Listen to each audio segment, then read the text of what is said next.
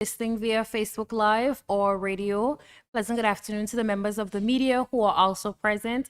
I am Shelia Rogers Webster, the acting premier and the minister responsible for education, social development, youth and culture, library services, and probation. At this time, we will now have our prayer.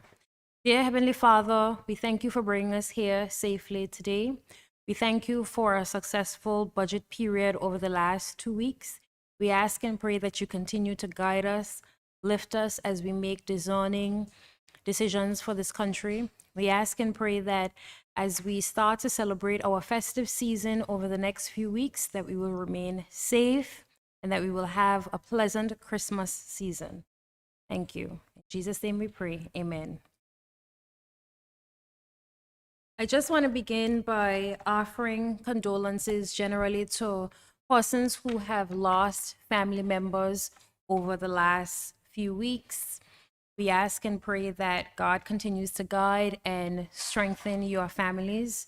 We once again acknowledge the passing and funeral yesterday of the former Premier, the Honorable Ellis Lorenzo Webster, where Mr. Connor and I had the opportunity to share in the celebration of his mom's life. We ask and pray that all family members of those who may have suffered loss be guided. We acknowledge the official passing of the 2026 budget in the House of Assembly last week. We had some fruitful discussions and debate over the last few weeks, and we intend to execute all of the programs that have been outlined over the next few months. I also want to acknowledge that this afternoon at the House of Assembly, we'll be conducting a general consultation on the Festivals Development Commission Act. This is something that is critically important. Persons would know that the act was brought to the House of Assembly for a first reading a few weeks ago, and now we will have the debate tomorrow of this act. This Festivals Development Commission Act has been something that has been lobbied for quite a number of decades. We previously had a festivals office that was made redundant, and so we are quite behind in terms of the actual establishment of this agency. And so we are very, very happy that we are at the final stages of the legislative process. And so we are completing that tomorrow. Persons wishing to know and understand a bit more about the legislation, we will have a detailed breakdown at the Anguilla House of Assembly this evening. We will also be able to go through different aspects of the legislation. You will hear why we decided to go in this particular direction as opposed to a foundation. I know there have been a number of persons who have asked about a foundation compared to a commission, and there are some significant differences. And I also want to remind the public that this is an agency that is going to be business driven. Our hope is to not just be able to celebrate our festivals from a cultural perspective, but also from an economic perspective. Research has shown across the world that the orange economy has the ability to contribute significantly to the diversification of the economy. And as such, it is critically important that we are putting and establishing agencies that are able to reap the rewards of that. So I expect to see persons out this afternoon to ask any potential questions, to get clarity on the different aspects of the bill. We'll actually have a formal presentation, and we will go through all the different aspects of the bill. So I expect to see persons there this afternoon. There are a number of persons who have been asking generally what we'll be doing for Christmas as an administration, and I'm happy to report that by early next week, we'll be able to announce some of the initiatives that we plan to roll out for this Christmas season. We're just doing an overall assessment of the potential savings that we may have through aspects of our 2025 budget, and we will be able to officially announce that. So persons should tune in and stay tuned to the Government of Anguilla's platforms. We will be able to make that official report as we use this week to finalize. I'm actually also happy to report that there's going to be an appreciation payment paid to the former health authority staff who have been transitioned over to the Department of Health Services. This will be a one-time payment and will happen at the end of November. So this was for individuals who were formerly Health Authority employees who did not benefit from the salary restoration process when the government of Anguilla's employees benefited from that. So that's it for me for now in terms of the areas that I have responsibility for, and I'll hand over to the Honorable Minister for Maiku, Jose Vantapo. Thank you, Honorable Acting Premier. Before I begin with the Maiku update, just to touch on the note of the budget, I would like to commend the Speaker of the House, the Clerk of the House of Assembly, and House of Assembly staff for not only the way they conducted the budget proceedings, but particularly for the enhancements that they would have made to the committee stage.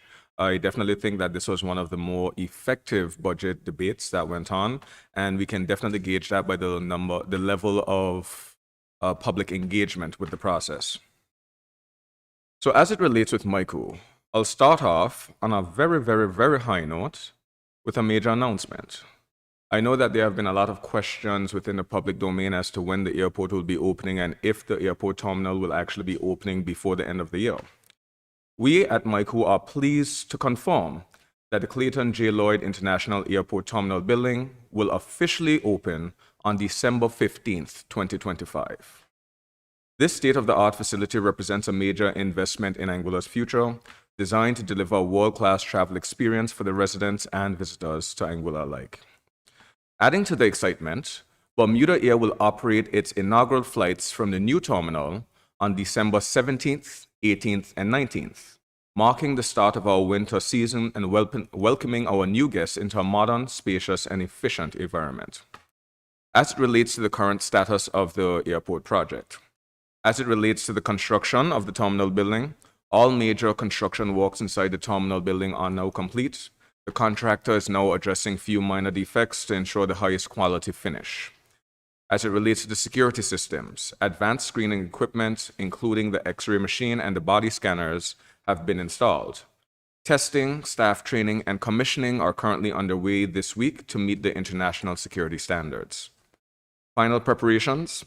The building is undergoing a deep clean, while the furniture and signage are being positioned for operational readiness. These finishing touches will ensure a seamless experience for travelers from day one. This milestone underscores our commitment to strengthening Anguilla's connectivity and supporting our tourism growth. The new terminal will not only enhance the passenger comfort, but also improve the operational efficiency and safety. For those who may be wondering, because I know some questions may come up, is December 15th a confirmed date? The answer is yes. This is a concrete date and a hard and fast deadline. We are expected to end the operations at the current terminal building on December 14th and start operations at the new terminal building the morning of December 15th. Teams are currently working on transitioning the new building through the operational readiness and airport transfer, or what we refer to as the ORAT. This process is one that began early in the year, and we're pretty sure and confident that it will go smoothly that day. As it pertains to the old terminal building and whether it will remain open after the new one opens, the old terminal building is slated for demolition as soon as possible in order that works can continue for the expansion of the airport apron. The Maiku and ASPA teams will identify what needs to be removed and placed from the old terminal facility to the new facility. As it pertains to roads, work continues on the road between South Hill and the Jeremiah Gums Highway. The poles, electric lines, and utilities have been relocated, and the western lane of the road, the poles, electricity lines, and utilities have been relocated, and the old poles on which they were, they have been removed. Originally, work was only progressing on the western lane of the road due to the land acquisition issues and the need to relocate the poles. But now that this has been completed, we can expect to see works commence on the eastern lane of that road this week, something that we're looking forward to and something that the contractor is quite excited about. The bid for the Sandy Head Road construction works closed on November 19th, which was last week. This is now in the evaluation stage of the procurement process. We hope that a contractor will be awarded in short order, and if so, this will allow work to commence on that road within the next few weeks before the end of the year. As previously mentioned, in an effort to fast-track the roadworks and ensure that we are on track for all of our plans for 2026's development, the ministry put out a bulk procurement for the securing of the pipes necessary for the underground utility works. This procurement was also closed last week, and bids are currently in the evaluation stage of the procurement process. In collaboration with the Anguilla Air and Seaport Authority, ASPA, work on the Blowing Point Exit Road, that being the road leading from the port itself onto the main road, has progressed. And just this weekend, we would have seen that curbs for that road have been poured. We look forward to having these works completed prior to the peak opening of our festive season. As it relates to public utilities and renewable energy, plans are ongoing for the supply, installation, and design of a PV system at the Princess Alexandra Hospital. This project is expected to reduce the electricity costs at the hospital by 52%, while allowing for continuous operations. This investment is expected to pay itself off within the first 5 years of its operation and provide a 398 positive return on investment over the 25-year expected lifespan of the infrastructure. Approval has also been granted for the procurement of 10 electric charging stations for EVs. The ministry is currently in the process of identifying strategic locations across the island for their deployment for both government and public use. The locations identified as sent would be strategic, and they will include high-traffic locations as well as our ports of entry. The ministry is also securing 50 solar streetlights in addition to a number of LED lights that will be installed throughout the island in an effort to brighten up some of our darker areas. The ministry is also in its final stage of completing the groundwater management project. The outputs from this project will provide an overarching framework for the sustainable development, management, and protection of our island's water resources. The policy objectives include the following: safeguarding groundwater resources from over-abstraction, salinization, and contamination, promoting efficient and equitable water allocation amongst domestic, agricultural, industrial, and tourism users, and strengthening data collection, monitoring, and research in order to inform planning within the water sector, in line with this administration's mandate of making data-driven decisions. A team will be on the ground within the first week of December to conduct their final field visit, as well as hold stakeholder engagements with key agencies such as the Water Lab, Department of Environment, Disaster Management, Physical Planning, and Lands and Surveys. As it relates to ongoing procurements, the procurement section at the ministry has produced over 120 procurements for 2025, inclusive of both large and small procurements. We have several large procurements that were sent to the procurement board for approval and processing. These include: 1, the construction of office space at the Royal Anguilla Police Force Headquarters. This contract has recently been signed. 2, construction of the workshop or classroom at His Majesty's Prison. This contract is expected to be signed by the end of the week. 3, the supply of the solar streetlights. This contract is already underway. 4, emergency procurement for the HVAC system at the Combined Services Building. This is currently pending the procurement board approval. 5, painting of the post office. This is currently pending the board approval. And 6, the supply of pipes for the Government of Anguilla road projects, which is currently in the evaluation stage. Numerous small procurements have been issued through the ministry and are currently underway, which include the repair and sealing of the roof at the Royal Anguilla Police Force, supply and installation of handrails at the public library, installation of privacy screens at the House of Assembly, supply and replacement of lights at the Combined Services Building, and rehabilitation of the HVAC system at the House of Assembly/Courthouse. There are also a number of procurements that are expected to go out from the ministry this week, which include surveying services and monitoring of construction and post-construction for the Sandy Head Road Development Phase 2, repair of the air conditioning at the House of Assembly, and supply of the EV charging stations. To note, the purchase of a dinghy and trailer for the Anguilla Fire and Rescue Services has already been approved.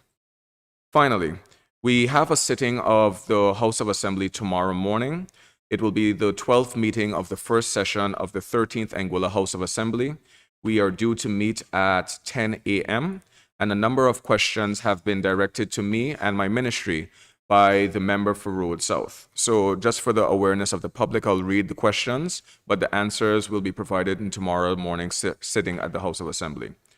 The Honorable Member for Road South to ask the Honorable Single Island-wide Member, Mr. Vanterpool, the Minister of Infrastructure, Communications, Utilities, Housing, Information Technology, and E-Government Services, the following questions. Number 1.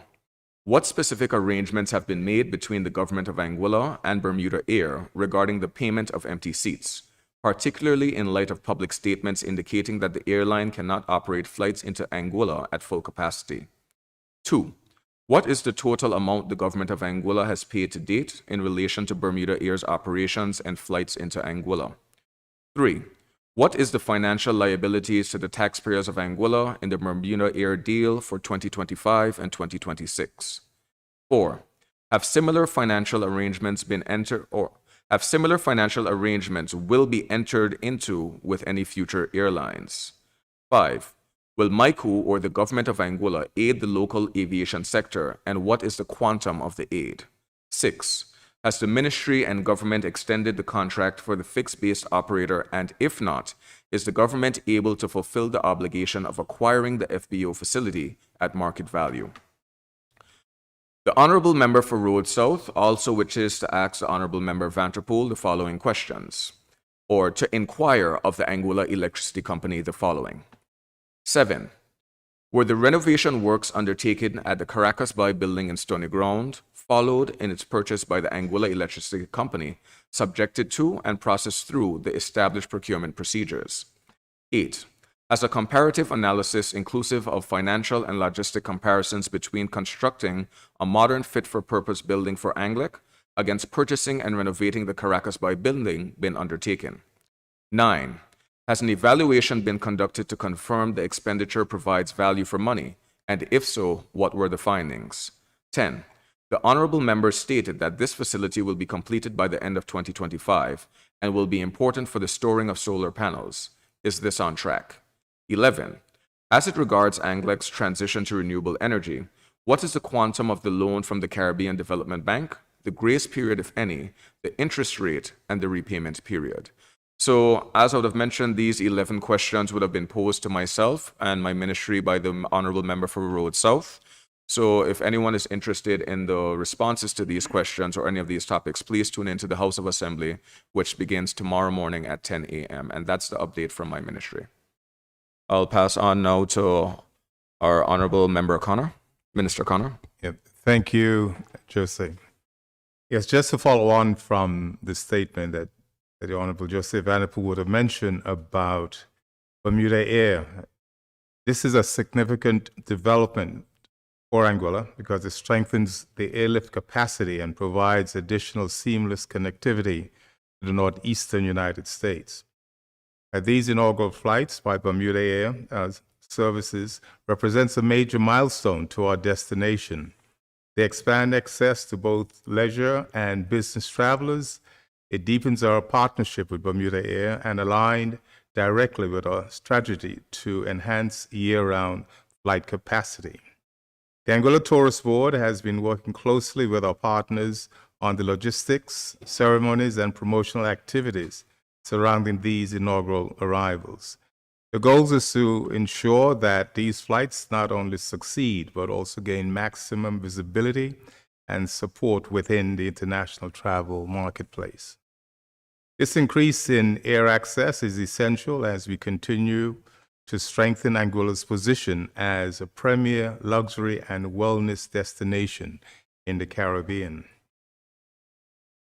We also had some media and trade delegations, some PAM trips that visited Anguilla. Over the past several weeks and continuing into weeks ahead, Anguilla has been and will continue to be the host of a series of important familiarization trips for both media and travel trade partners. Delegations from the United Kingdom, Italy, Canada, and the United States have already visited, with additional groups scheduled to arrive as we further strengthen our global market engagement.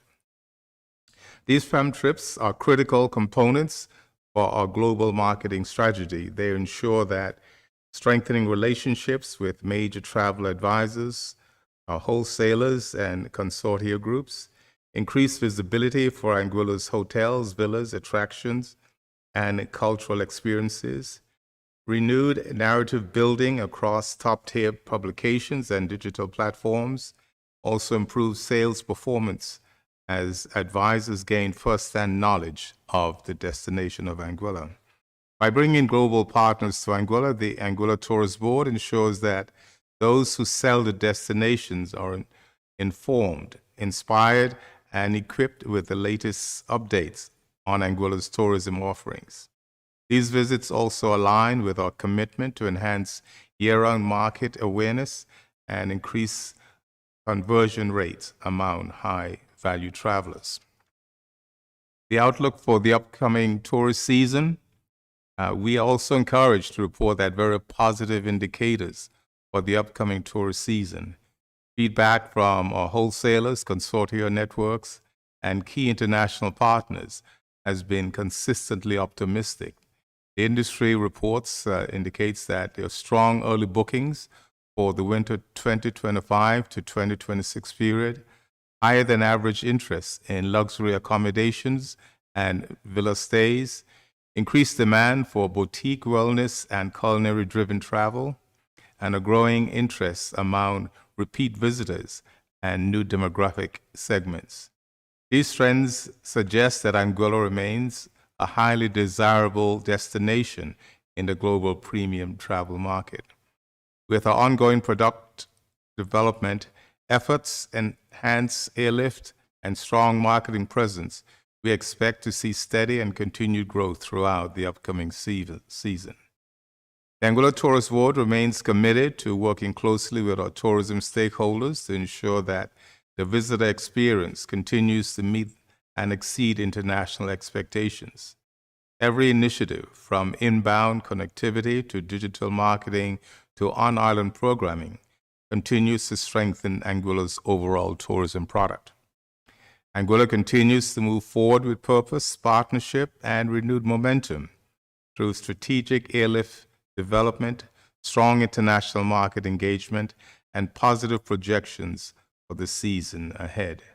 We are confident that the island's tourism industry is positioned for another successful year of growth and global visibility. And the Tourism Week, Anguilla's Tourism Week, will start from November 30th to December 6, 2025. On Sunday, November the 30th, there'll be an open Thanksgiving service that would be at the Life Impact Center in West End. On Monday the 1st, there'll be Tourism Leadership Voices. There'll be radio addresses from the Minister of Tourism, the Director of Tourism, and the Anguilla Hotel and Tourism Association Chair. There'll be Tourism Connection Mixer, that is by invitation. And there's also the Future of Tourism, Preserving Our Legacy Together, a forward-thinking discussion on collaboration, sustainability, and the continued evolution of Anguilla's tourism sector. A roundtable discussion to be launched on social media that will be pre-recorded. On Tuesday, the 2nd, will be the Faces Behind the Experiences. That will be Real Anguilla Social Media Series and School Talk, grades 3 to 4. On the 3rd, Wednesday the 3rd, is the Tourism Appreciation Day. Again, social media activations, encouraging residents to share their tourism, what tourism means to them, using a dedicated hashtag Tourism Week AXA. On the 4th, it's the Tourism Training and Development Day that is be hosted by the Ministry of Tourism, and the target groups will be frontline staff, and the focus will be on customer service excellence. The 5th, December, will be Tourism Ambassadors Day in partnership with Quest Experiences. There'll be an island tour with hotels and villa concierges. That is from 9 a.m. to 12 p.m. and an island tour with first responders from 1 p.m. to 4 p.m. On Saturday the 6th will be the Anguilla Hotel and Tourism Association Gala Awards Night. The venue will be Aurora Tent Pavilion. Cocktails will be from 6:30 to 7:30, and the gala will be from 7:30 p.m. onwards. Right, and again of note is that our responsibility, derelict vehicles cleanup in partnerships with the AEP, Anguilla Enhancement Program.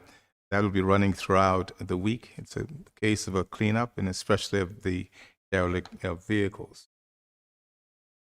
All right, so again, I think that's about it for me on tourism.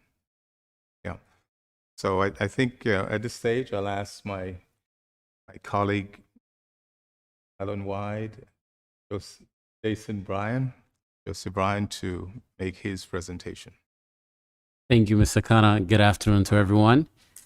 In sports, the outdoor gym, which I spoke about in the last press conference, and I stated that the equipment should be on island by the end of the month.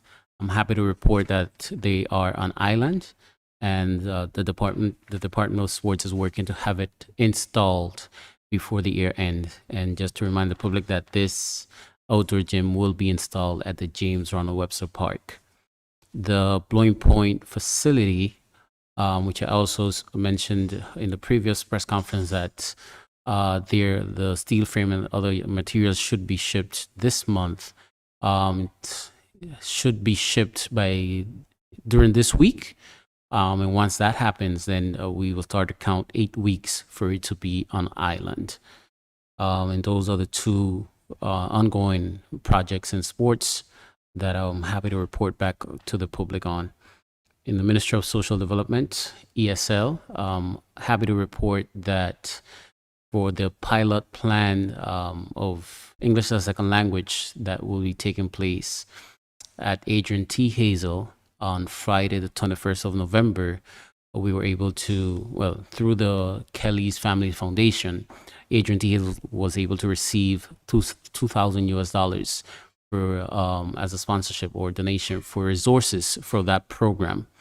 And this program will start at Adrian T. Hazel because currently Adrian T. has the highest number of ESL students.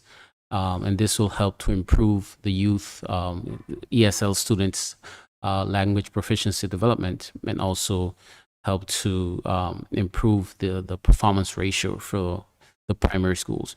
I also have to report that once the assessment is done on this pilot program, it will be expanded to the other 5 remaining primary schools on island. So I'm happy to say that we have successfully started with that, and the same amount of $2,000 will be provided for other remaining primary schools. For the ones that are under my responsibility, that's all for me for today. Thank you. Thank you very much, Mr. Bryan. I'd like to open up the floor to members of the media to ask any pertinent questions.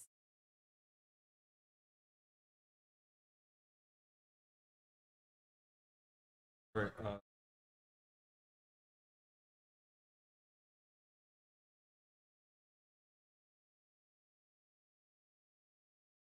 So you mentioned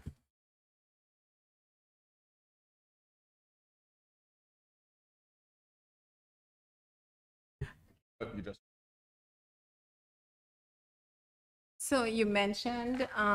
the Festival Agency Commission that they'll be meeting this afternoon at House of Assembly.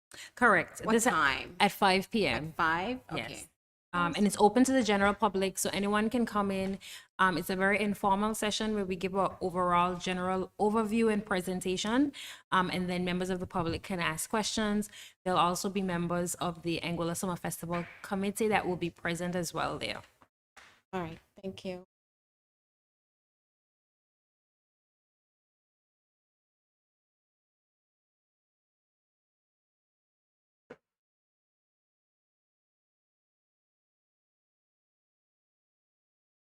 Good afternoon. Shabi Ansur, ATM Voices Radio. Right. So the questions, to be honest, are not direct. I'm not too sure which minister they're directed to, but nonetheless, in the budget debates last week, the Miss Rogers Webster, you revealed a troubling story about the state and condition of the Anguilla Tourist Board. My questions, my first question is the mandate of the financial services that was handed over to ATB. What has government done in response to that mandate that has been handed over to the tourist board? Repeat the question one more time, please. So, based on the let's say the Anguilla Tourist Board financial update, it was said that the financial services was handed over to the board. My question to government is, what has been done since that has been brought up?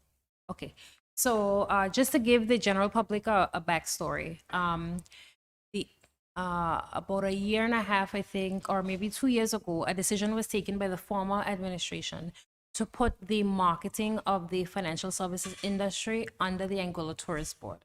However, they didn't send over an adequate marketing budget for it. They only employed one individual, and obviously that's an entire industry, and marketing the industry comes with its own set of requirements. And so as such, members of the industry have been very concerned about the fact that there hasn't been enough robust marketing. So actually members would have recently reached out to us, and we had a sit-down conversation with different members of that industry. They sat down with cabinet to discuss it. So essentially, our plan is to do a little bit of restructuring. We're still in the early stages of that, and that will be led by the Premier, as she is the minister responsible for finance. Ultimately, where it ends up is not a single decision. We're in the early initial stages of that. But what we do know is that we have to do something drastic about it, because the industry has indicated that they're practically absent from the market. And that's for a couple of reasons. One, the financial support never went with the transition. So that's one issue. Also, you only have one staff member who is there. Also, at the top of the organization, there's never been the expertise in the Anguilla Tourist Board really to be able to drive that. So there was really only that one officer working towards that. And so a general restructuring, we've all agreed that a general restructuring has to happen, and we're in the early stages of having that occur. Thank you for that. And we also recently approved some additional funding, as you would know from the budgetary process, for the Anguilla Tourist Board. And included in that additional funding is about a 1.5. Mr. Kano can correct me, but it's around 1.5. And included in that additional funding is support for the financial services marketing until we're able to complete the restructuring process. Also, there's a smooth transition. Exactly, yeah. Right. So to many of us Anguillians, if possible, can you give us an idea as to the importance of our financial services industry and what it means for our economy? I think that's critically important. It's a second arm of revenue, and Anguilla's financial service industry is not as robust as some of the other Caribbean islands that have found quite a bit of success in it. But the fact that they found success in it means that there's definitely an appetite for the market. Anguilla also is very unique in that they are advanced in some of the actual programs that they have here on island that other industries do not have. And so I think the biggest issue that we really have is awareness. You know, we have very, very well-versed firms who have the expertise to really thrive in the industry, but what we've been missing is the awareness. So I think that's on government's part to ensure that we're doing our part to really bolster the industry. There's a very robust regulatory aspect of the industry, and that's handled by the Financial Services Commission, so there's no issues there. But what is really missing is robust awareness. So we have a role to play in that as well, and we've committed to the members of that industry to really revamp the current structure to be able to make it more fit for purpose, because we do believe that if the awareness is there, we certainly have a product that persons will want to support. I don't know if you have any comments. Thank you for that. In the budget address, you explained that you worked at the Anguilla Tourist Board. Before the ending of your tenure, you left a number of draft governance policies and what may have you. My question is, considering the report that you read in the House of Assembly, has government pushed forward on ensuring these policies are put in place to prevent another disaster of this nature? Thank you very much for that. So the current board of the Anguilla Tourist Board would have met, and I would have mentioned this in the House of Assembly as well. They would have met with cabinet a few weeks ago, and they would have committed to ensuring that those policies do come to the board level, they are agreed on, and they're carried out moving forward. Thank you. You're welcome. Now, what was also mentioned in the report was the dock that was put on top of the duties of the Anguilla Tourist Board. My question is, what is the purpose of that dock for Anguilla, its significance, and has it brought in any revenue, as well as has those duties since been transferred over to the Anguilla Air and Seaports Authority? So those duties have not been transferred as yet. But to go back to the history of the dock, that dock would have come into being under the Anguilla United movement. And one of the challenges at the time that you had was that St. Martin was developing rapidly, traffic was beginning to be a challenge. And at the time, the only outlet that you had available was up at Simpson Bay in the McDonald's area. And there was a significant bottleneck in trying to get people to that location to be able to get over to Anguilla. And there were, all sorts of congestion issues. At that time, the dock at that time was decided to be placed east of the airport. So it's not the same location that it was at that time. So a change was made to have it there. And I think the overall thought process from the private sector perspective, as well as the government at the time, was that St. Martin was our main port of entry by that particular period of time. This was after the airport expansion and all of this was happening. And so a lot of our travel had shifted to coming through St. Martin. And it was important that we were able to get our people over as efficiently and smoothly as possible. So the port, I don't think, was ever designed to be any sort of money-making entity. It was designed to be able to efficiently get our people transferred over to Anguilla as quickly as possible and as seamlessly as possible, given the fact that we didn't have the direct air access from the mainland. Over time, the cost to run that port has increased over time. And but it still remains important. In my personal view, it still remains important because, again, the efficiency of it. It's right next to the airport. It gets our people over quickly. If we had to revert to going back over to Simpson Bay, the traffic is even worse now than it has ever been before. And so unless we have another viable option, that port remains a viable option. I know the Anguilla Tourist Board team, and even when I was there, persons have always expressed challenges with having to manage the port. It certainly was an unintended, it was something I didn't expect when I came in to be managing a port, particularly in a foreign country, because that has its own set of challenges because you have to abide by the laws of that particular country. And so it's not an easy thing, but I think it's necessary for some entity to have oversight of that port. And that port is critically important to Anguilla. So yes, it's in St. Martin, but it's critically important to us because it's our guests that are being transported back and forth daily. And it's very critical to the island's tourism generally. Thank you. So I know discussions are going on behind the scenes in terms of where it will be placed, but I don't think there's any we all recognize the importance of the port. It's just who's best positioned to manage the port. And I'm not responsible for ASVA or tourism, so the two ministers will have to figure out where it's best placed. Yeah, I think a number of people would appreciate that Shelia's honorable acting premier, I apologize, that her knowledge of tourism in Anguilla comes from being up front and center in her role at the tourist board between 2016 to 2022, something like that.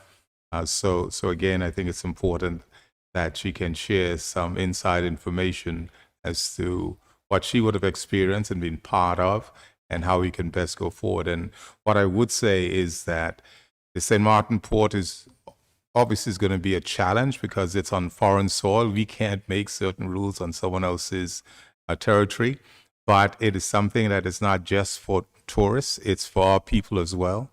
And we would really like to expound a little bit more on the French side, where we can have a later night ferry. Obviously, what we know that over the last 20 years, there's been a number of challenges with security worldwide. And in the case of France, especially, or Europe, they send laws and rules down to St. Martin. Meaning, I think we've got more freedom here in Anguilla than probably the French in St. Martin, French and Dutch would have. So we have to appreciate that. And again, I think that is one avenue to really enhance our tourism experience, and not just tourism experience, but the island living we once had. Because the names in St. Martin, half of the surnames are Anguillian, and we've lived that way over the years. But again, as we know, that there's some rules and regulations that again have just restricted in some way. Thank you for those explanations. My last question. For what feels like the entire year, the honorable member of Road South has been held in, how's it? He's been brought up in a number of, say, controversies that have greatly affected our island, from the Lansing Bowl controversy to now the abandoned indoor basketball court in South Hill to now the Anguilla Tourist Board saga. My question to government is there any intentions, given just the scale and caliber of or magnitude of what has happened, is there any intention by government to seek prosecutorial action based on all of this? I don't think that's a consideration being made by this administration, but there are a number of relevant authorities in place who are responsible for looking into matters of this nature, and it would have to be on them to do so. I would encourage the Public Accounts Committee, which is led by the Honorable former Premier, Dr. Ellis Lorenzo Webster. I'm sure you guys would have remembered that during the time we were in opposition, the Public Accounts Committee, led by Ms. Cora Richardson Hodge, would have been doing some very robust work. They would have brought members of the previous Anguilla Tourist Board before them and had public hearings and sessions. And so I would encourage the honorable elected member for Island Harbor to similarly do the same. Obviously, there may not be an appetite to do so because it may implicate his administration, but nonetheless, there is a responsibility as the Public Accounts Committee to be able to look into these very, very serious matters. The report in relation to the Anguilla Tourist Board, as I mentioned in the House of Assembly, that wasn't an audited report. That would have come about as a result of the Anguilla Tourist Board saying to the current administration that there were a number of funds that were expended, and as such, you know, we are in a bind. We need to finish the year. There are a number of things we want to take advantage of. We need additional funding. And there were any number of challenges that would have occurred. In 2025, you were paying bills that were committed to from 2024. There were contractual agreements that were agreed upon at the beginning of the year that had to be paid out because, you know, signatures were already signed onto it. And so it would have put the organization in even more trouble had we not honored some of those commitments that were already made. And to the credit of the current board, they did pull back on a number of activations that they could. But at the end of the day, once you signed on to certain contractual agreements, you had to fulfill them. And so what the Honorable Premier said when they came to us for additional funding, she said she needed a detailed report of how the previous funds for the last few years was spent, so that she could have a full picture of the financial situation. And that's how this particular report came about. And so that report would have been presented to Cabinet by the now director. The accountant would have been present as well during that Cabinet meeting, as well as the current board members. And so the members of Cabinet would have had an opportunity to ask any relevant questions, to review the information. Obviously, it's a very alarming report. It's a concerning report. It should concern any Anguillan because there are significant questions in terms of financial controls, and just being able to account generally for public funds. Because obviously, unlike some of the other statutory bodies, the Anguilla Tourist Board's entire subvention comes from the government of Anguilla. So the Anguilla Tourist Board is doing very little to bring in its own money. So really and truly, this is really the people's money that is being accounted for. It's just not in a government department, but a statutory. Thank you for your transparency. If I may just add to that, as the acting premier rightfully stated, we are not the relevant body to decide on matters of this nature, whether they should go to prosecution or criminal matters. And I think that should be for obvious reasons. You wouldn't want the government of the day being able to prosecute persons on political agendas or vendettas. But the one thing that I will add, and that I would like to remind the listening public of, is that all elected members, whether they sit in government or whether they sit in the opposition, are ultimately answerable to the people of Anguilla for their actions, inactions, and decisions. So if the people of Anguilla or any specific district are not satisfied or not pleased with the decisions being made or the conduct of their elected members, it's when election time comes around that they are the ones to decide the punishment of anyone who stands up for elections. Thank you. Thank you.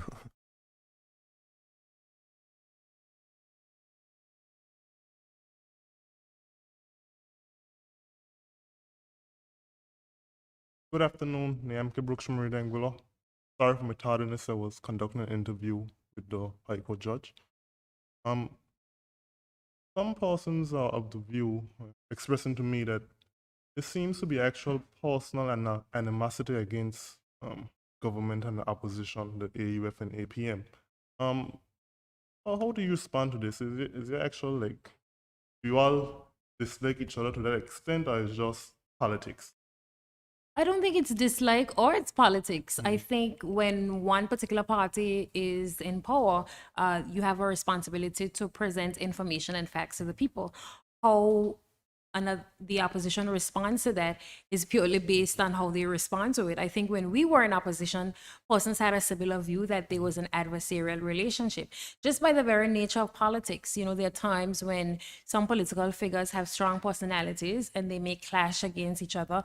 I don't think there's any ill will, certainly not from our team in relation to any member.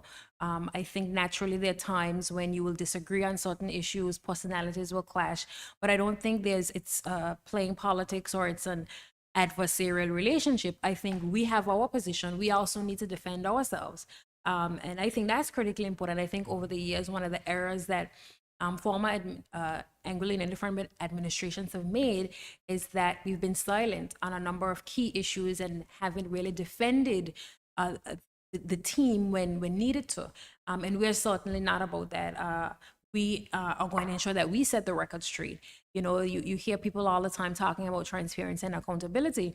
And so when there is hypocrisy, there is a need to be able to call it out and say, you're talking about this, but look at this, and this. And so I don't think that, any of us hate each other or there's any dislike. There are times when we have to operate in the same settings. We work on committees together, many committees. Certainly myself and the Honorable Jose have worked with the opposition countless of times on the House Administration Committee, the Anti-Violence Committee, Public Accounts. So there are many times when we work, with our counterparts. We have relatively good relationships with some of them. And so I don't think it's a case of that we dislike each other or that we can't operate in the same spaces, but there are times when we have to ventilate issues that may be uncomfortable, and that's okay. That's part of being a public representative, and that's what's expected of you. I think there are also times you can judge yourself as to whether or not persons are debating a point or a topic, or whether or not they're being personal.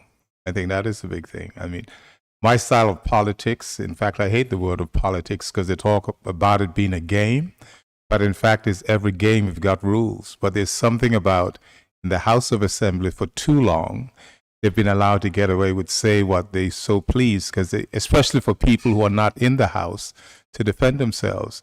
There's someone like the Honorable Victor Banks. For years, he's been a punching bag for many.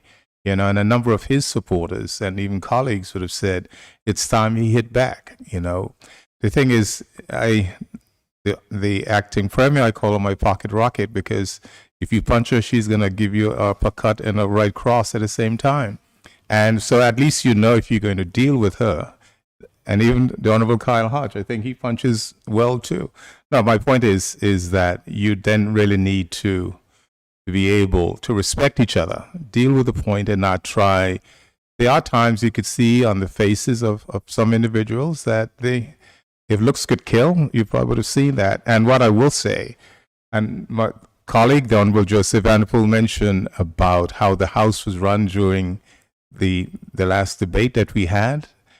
You must give a lot of credit to the new Speaker of the House, because being in there, in fact, the Speaker is like a referee, is, you know, and I think what is her rules, you know, and in there, she expects nothing but the best. So I think she's the one who really conducts it well in there. On the outside, persons are likely to be sued, depends what they say.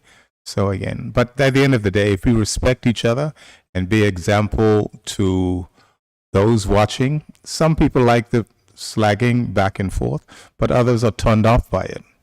For me, it's not my style, but again, I could understand those who push your point. So I'll just add to that members of parliament, even across both parties, we're all made up of individuals, and every individual is going to be different in terms of their personality, approach, character, what they see to be morally acceptable or suitable for certain forums. Other people will hold a different position. So take, for example, Carter would have mentioned rules, and games having rules of engagement. And some persons will say, oh, in politics, there are no rules, anything goes.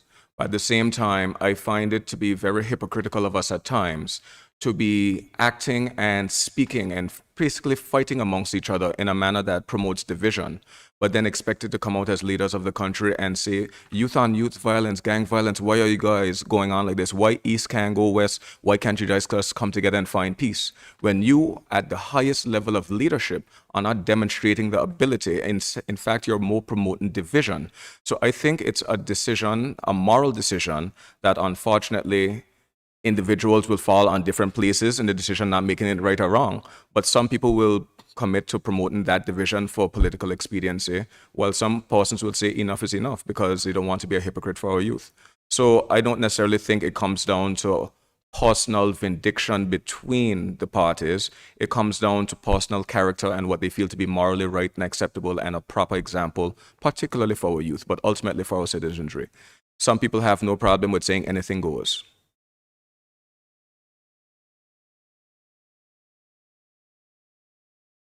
Okay, one last question.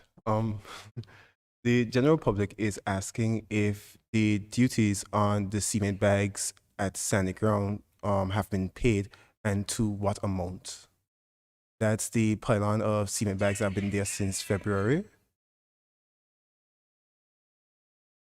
As it relates to the duties and port fees for the cement at Sandy Ground, they have not been paid to my knowledge, no.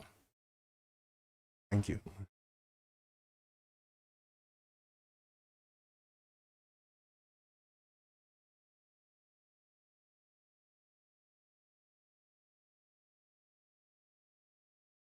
If that's all, thank you guys so much for coming. We'll see you in the next 2 weeks, and I encourage persons to come out this evening at the Anguilla House of Assembly at 5 p.m. for the consultation on the Festivals Commission legislation, and also tomorrow House of Assembly begins at 10 a.m. where we will debate the same bill. So thank you guys so much for your time, and have a pleasant evening.